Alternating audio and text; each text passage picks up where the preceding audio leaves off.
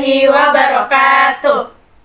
Halo semuanya, kami dari Panel 2 ingin menjelaskan bab Toharoh dengan mata kuliah karakter keislaman dosen pengampu Bapak Rijal Palevi SLJ. Kami dari kelompok 2, saya Farah Nur Ajijah, saya Dina Nazmi Fauzia, saya Nur Aziza. Selamat menyaksikan. Toharoh adalah tindakan yang menghilangkan hadas dan najis atau kotoran yang menempel di badan dengan menggunakan air yang suci. Hadisnya itu mintahu sholati tohuru. Artinya kunci pembukaan sholat adalah toharoh.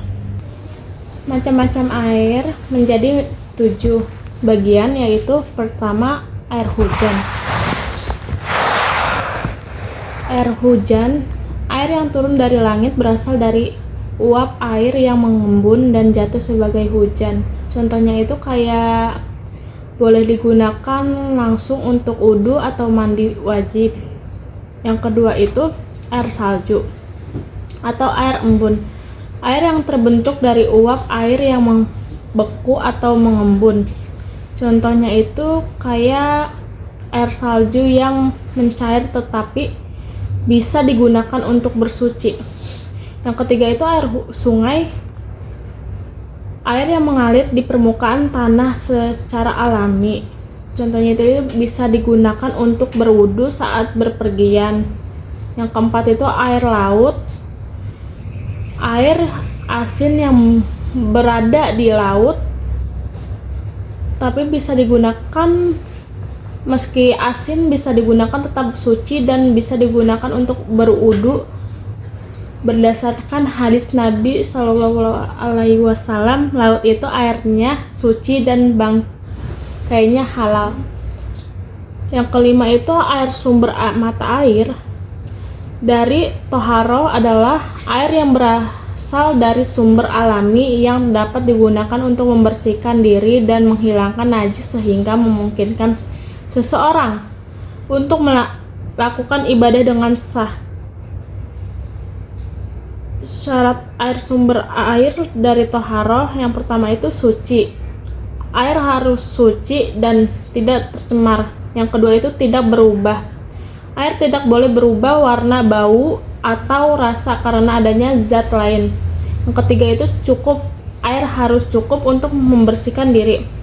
Pentingnya air sumber air dari toharoh, yang pertama itu kebersihan fisik atau sumber air dari toharoh membantu menjaga kebersihan fisik dan kesehatan. Yang kedua itu kesucian. Air sumber air dari toharoh membantu menjaga kesucian spiritual dan meningkatkan kualitas ibadah. Yang ketiga, syarat sahnya ibadah. Air sumber air dari toharoh merupakan syarat sahnya ibadah sehingga penting untuk menggunakan air yang suci dan tidak tercemar. Yang keenam itu air sumur. Air yang berasal dari dalam tanah dan keluar melalui sumur gali atau bor. Contohnya itu digunakan di banyak desa untuk wudu dan mandi. Yang ketujuh itu air dingin.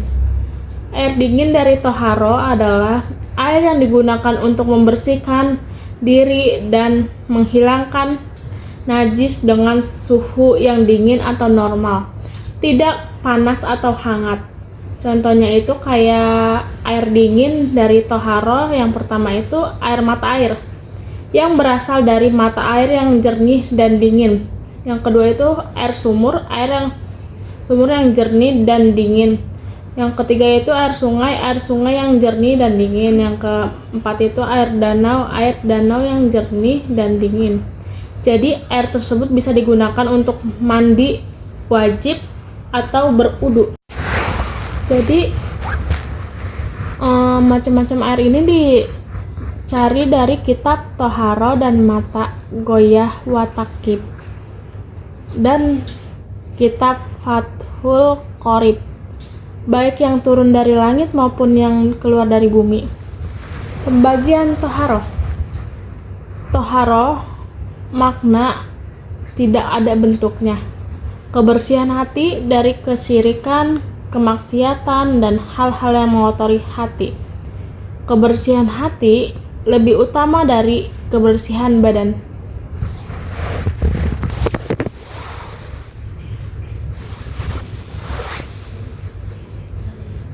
Contohnya itu bagian tidak terlihat wujud berbahagiaannya, sedih, cinta bisa dirasakan tetapi tidak terlihat. Toharoh hisayah ada bentuknya, bisa dirasakan panca indera. Kebersihan badan, tempat sholat, contohnya air, udara, lampu. Kitab pembagian toharoh ini dicari dari kitab Toharoh Fisik Musyashar. Selanjutnya ada tata cara toharoh atau mandi besar setelah haid. Yang pertama membaca niat. Niatnya itu nawaitul ghusla li raf'il hadasil haidi lillahi ta'ala. Yang artinya, aku niat mandi wajib untuk mensucikan hadas besar dari haid karena Allah Ta'ala. Yang kedua, setelah niat, yang kedua itu membersihkan area kemaluan dengan air ataupun sabun. Dan yang ketiga, mencuci tangan sampai bersih menggunakan air atau sabun. Yang keempat, berwudu sebagaimana hendaknya sholat seperti biasa. Terus yang kelima itu membasuh kepala dan sela-sela rambut agar air merata. Disunahkan mendahulukan yang kanan terlebih dahulu. Jadi mandinya itu tidak ada yang boleh dilewatkan. Dari atas sampai bawah harus terkena air. Dan yang terakhir dilanjutkan dengan mandi biasa seperti menggunakan sabun, sampo, dan sikat gigi. Namun jika tidak pakai, ya tidak apa-apa. Jadi mandinya seperti mandi biasa setelah mandi besar itu dilakukan. Selanjutnya ada tata cara mandi setelah nifas atau setelah melahirkan. Yang pertama, membaca niat. Niatnya itu nawaitul ghusla li raf'il khazasin nifasi lillahi ta'ala. Yang artinya, saya niat mandi untuk menghilangkan hadas nifas karena Allah Ta'ala. Yang kedua, bersihkan telapak tangan 3 kali. Yang ketiga, bersihkan kotoran yang menempel di area kemaluan. Yang keempat, cuci tangan dengan sabun. Yang kelima, berwudu seperti biasa. Yang keenam, basahi kepala. Yang ketujuh, memisahkan rambut dengan jari tangan. Jadi kayak yang dipisah bisa dua itu, jadi biar sela-sela rambutnya tuh terkena air. Yang terakhir, membasahi seluruh tubuhnya, sama seperti tata cara mandi wajib setelah haid. Selanjutnya ada pembagian najis. Pembagian najis itu dibagi menjadi 3. Yang pertama ada najis ringan atau mukhafafah. Contohnya, air kencing bayi laki-laki yang belum makan apapun kecuali minum ASI. Cara membersihkannya itu hanya percikan saja air yang terkena najis ringan tersebut. Terus yang kedua ada najis sedang atau mutawasito. Contohnya itu kotoran manusia ataupun kotoran hewan. Cara membersihkannya, benda yang terkena kotoran tersebut dicuci sampai bersih sehingga bau rasanya hilang. Terus yang ketiga ada najis berat atau mughaladzah. Contohnya itu bangkai binatang dan air liur anjing. Cara membersihkannya dengan mencucinya sebanyak 7 kali. Yang pertama, mencuci gunakan air dan campur tanah atau pasir. Dan selanjutnya menggunakan air bersih sampai najis itu bersih. Baik, selanjutnya ada tohara dalam mani, nazi, dan wadi. Dalam Islam ada 3 jenis cairan yang keluar dari kubul atau jalur depan. Yang pertama ada mani atau sperma. Yang kedua ada mazi. Dan yang ketiga ada wadi. Sebagaimana dijelaskan dalam Al-Quran yang berbunyi, A'udzu billahi minasyaitonir rajim. Bismillahirrahmanirrahim. Kullu ma kharaja min dzakarin min rutubatin bawli aw maddi aw wadhi aw ma la ya'rifu aw yu'rafu fahuwa najasun kulluhu ma khalaqal manni.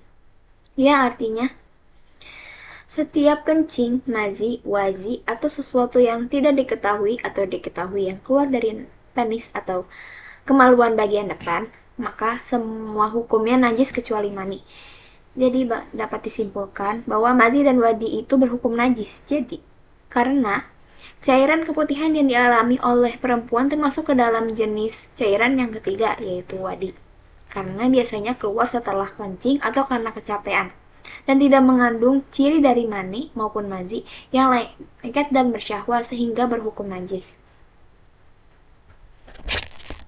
Jadi, mani itu tuh hukumnya tuh tidak najis menurut mazhab Syafi'i karena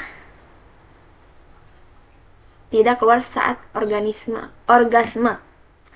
Dan tetapi dia wajib berwudu karena mandi kan, harus mandi wajib. Sedangkan mazi di sini itu najis karena dia keluar karena rangsangan seksual dan dia harus mandi. Dan yang terakhir itu wazi, dia itu keluar setelah kencing dan hukumnya najis karena lengket. Dan dia harus berwudu saja ya, tidak mandi, itu tidak apa-apa.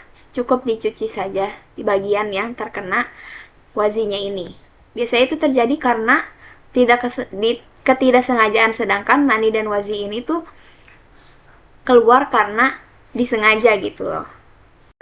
Jadi kesimpulan yang dapat kita ambil dari materi ini adalah tidak semua air itu bisa digunakan untuk bersuci dan tidak semua cairan yang keluar dari lubang dubur itu najis. Jadi tidak semua air yang kita gunakan itu bisa digunakan untuk bersuci karena kan kita harus memerhatikan air mana yang suci dan air mana yang tidak suci kan. Jadi nggak bisa kita gunakan semaunya, semena-mena.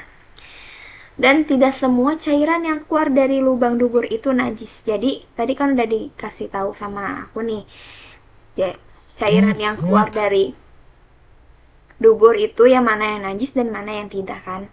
Hanya wazi dan wadi saja yang termasuk ke dalam mazi dan wadi saja yang termasuk ke dalam najis, sedangkan mani itu tidak termasuk najis, tetapi dia harus mandi. Wow.